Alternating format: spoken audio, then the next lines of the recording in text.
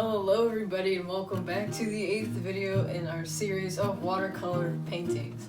Now for this video we're going to go ahead and paint this really simple but really nice picture of a watermelon slice for the summer. Now without further ado, let's go ahead and get started. Alright, let's go ahead and get started. So as you see before, we have a simple but really nice picture of a watermelon for the summer. We have obviously the red in the middle, then we're going to do the different greens of the rind, and finally add some speckled black dots for the watermelon seeds. So first we're going to go ahead and paint the red, and for this we will go on right ahead and choose the thin brush. We have our broad brush and our thin brush. We're going to go ahead and use the thin one today. We're going to go ahead, dip it in the water, and then start getting that red coloring from the palette. And go ahead a couple times, dip it in the water, press gently, get some of that pigment on the outside edges, and get that nice pretty red coloring. And just like that, go ahead, get that red coloring on your paintbrush, and we're going to go ahead and draw a circle. Now, as we draw this circle, go ahead and know that by any means does this not have to be a perfect circle at all. As you can see, mine is not anywhere near a perfect circle, and that is totally okay. Just go ahead and make some kind of a circular shape. If it's a little bit bumpy, that's totally fine. If it's not a perfect, shape, if it's not curved right, that's totally fine. Just go ahead and try your best, and no matter how circular or how non-circular your watermelon may look at first, it's totally okay. So as you can see, my watermelon is far from perfect, but that's totally fine. Now that I have the outline of this, I'm going to go ahead and start coloring it in.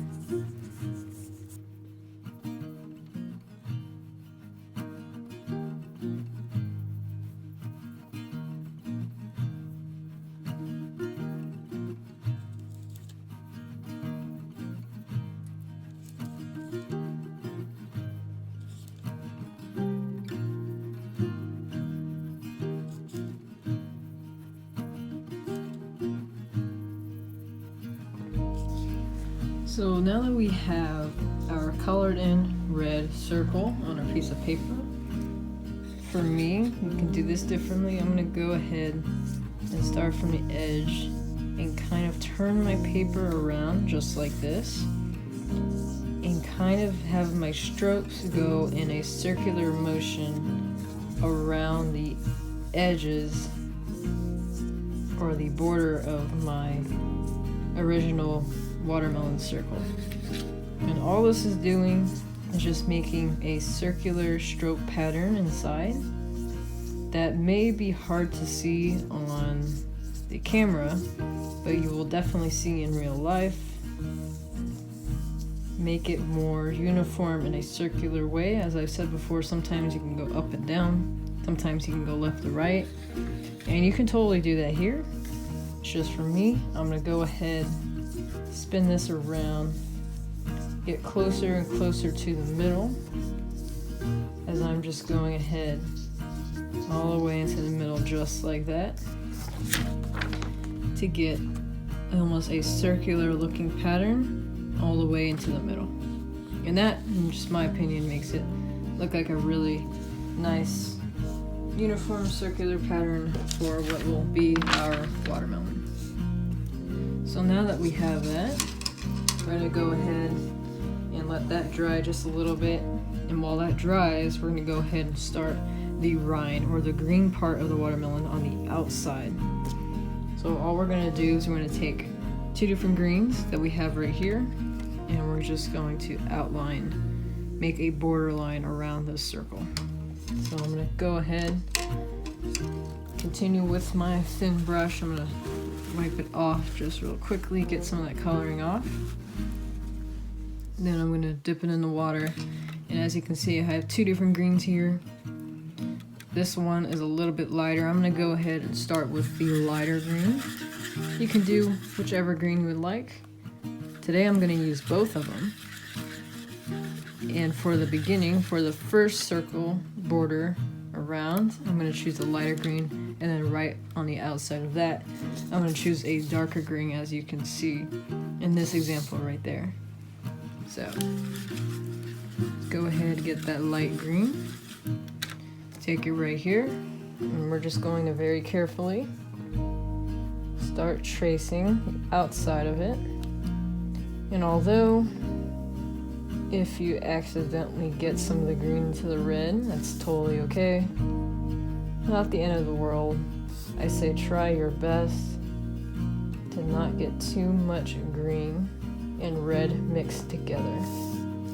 Now what I'm going to do, as you can see, I'm turning the paper around like this. This just helps me be very cautious and draw the outline of the circle, or outline of our middle part of the watermelon.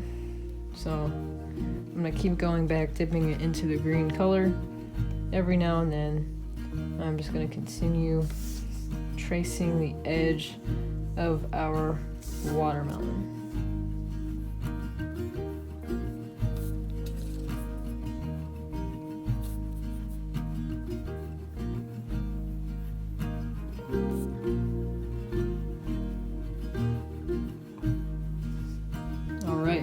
So we have our first ring around our watermelon that is representing the rind of the watermelon. We are going to go ahead and do the same exact thing on top of the light green with the darker green.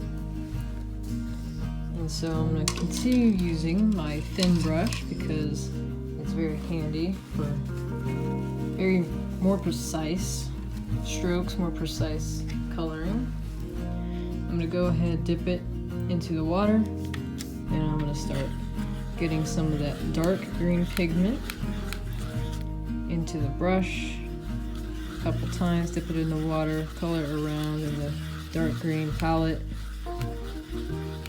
and just like that we have some dark green pigment on our brush. Now we're going to do the exact same thing we did with the green against the red, except now we're going to do it with this dark green against the lighter green. So I'm going to do the same thing. I'm going to use my hand and tilt this paper, and I'm just going to carefully go around. Try my best not to mix those two greens together, though if we do on accident, it's totally fine. And I'm just going to go around. Does not have to be a perfect circle whatsoever.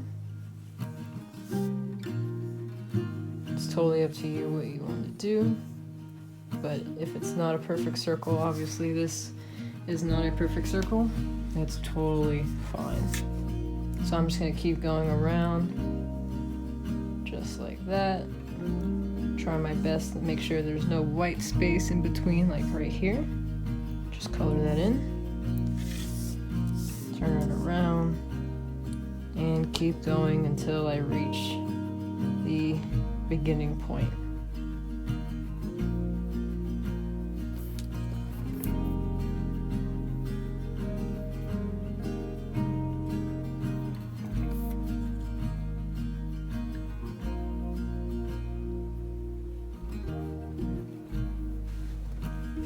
Alright, so there we go. Just like that. This is a pretty simple picture. So we are almost done with our watermelon. So what we're gonna do is we're going to add just a tiny bit of orange. As you can see, there's just a little bit of orange using the water, and it'll give a detailed watercolor pattern within the watermelon behind the seeds, and it'll look very, very nice. Alright, so now that the middle of the watermelon has dried out just a little bit more, we're going to go ahead and start that just tiny bit of orange coloring in the middle and get that nice watercolor effect in the middle as well. So what we're going to do for this is, instead of our thin brush, we're going to go ahead and use our broad brush now. And we're going to dip that into the water and go ahead and start mixing in water with that orange coloring and get it ready to be used just like that. So while that's right there, what we're gonna do is we're gonna take that brush with the orange, and we're not going to paint it on the paper quite yet. We're actually gonna go ahead and clean it off real quick.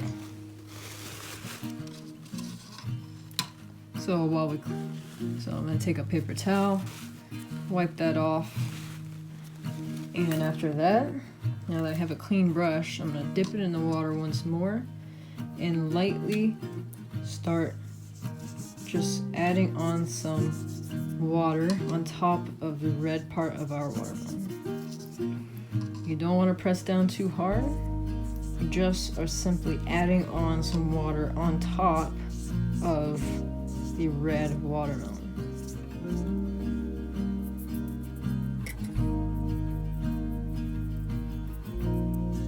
Alright, so just like that, we have some water. It's a little bit hard to see, but as you can see right there, we have some water on top. Now we're going to take our thin brush and we're going to put it into the orange that we got ready earlier. We're going to make sure that orange is super watery. And what we're going to do is, we don't want to use a ton of orange. We don't want this watermelon to be super orange. We're just adding a little bit extra detail. So what you might want to do is take your cup and just kind of rub off that excess coloring from your brush, just so you have just a little bit. And so after you have just a little bit on your brush, now we are going to go ahead and go back and forth and spread around that coloring of orange amongst the red. Just like that. And as you can see, it's barely noticeable. It just adds a little bit more detail. And then once this fully dries, we'll then add on the seeds on top, and it'll look very nice with that watercolor effect in the background. So just like that, as you can see, it's barely noticeable, but that's all we want. We just want it to be a tiny bit of orange, so that it can show up really nice and pretty later on, like in this paper right here. So now that we have done that, now we really need to make sure that it dries out. We don't want to add on the seeds right now, because if we do so, the black paint will spread out and it'll just spread out and it won't look as sharp and clean. So all we have to do is wait until this is completely dry, so that you can rub your finger over it and there's no paint coming off. So I'll be right back once this has completely dried off. Alright, so now we have waited just a little while, and the middle part of our watermelon is pretty much completely dry. If it's a little bit damp, that's okay. But we want it to be pretty much completely dry, so that the black pigment that we're about to put on, because we are about to paint on these black watermelon seeds, we want to prevent it from spreading out and making it look less neat. So as you can see here, these dots are pretty solid and pretty sharp and neat, and we want to try and replicate that. So in order to prevent that black pigment from spreading out and kind of making the area, the red around it, messy, we're going to go ahead, obviously make sure that this is dry. And then what we're also going to do is, well, we're going to take our thin paintbrush, we're going to clean it off real quick. We're going to only dip it in the water once, and then we're going to go ahead and bring it into the black coloring on the palette. and start getting that black pigment into the water and paintbrush. And we're only gonna do that one time to make sure that this black water is a little bit thicker than the other ones we did. For the other ones, we dipped the brush in a few times, 2 or 3 times, to really get that coloring, nice and pretty much soupy, nice and watery.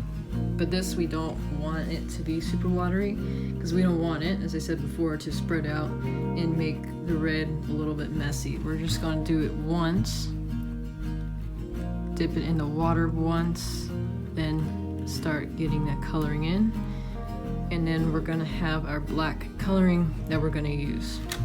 So now what we're going to do, we have our black.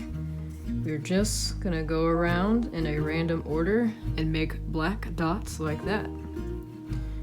You can make your watermelon seeds really small. You can make them a little bit bigger. It is totally up to you. You're just going to randomly place these seeds all around the red part of your watermelon. You may need to go back, get a little bit more paint, and just keep on going, and just like that. We have added a bunch of seeds to our little watermelon. And that is going to complete our picture of our watermelon. Alright, that is going to be it for today's video. I thank you so much for watching, and I hope you had some fun. I ask really quickly that you check out the survey below. It'll only take a few minutes and it'll help me out a lot. Thank you so much again, and I hope to see you on the next one.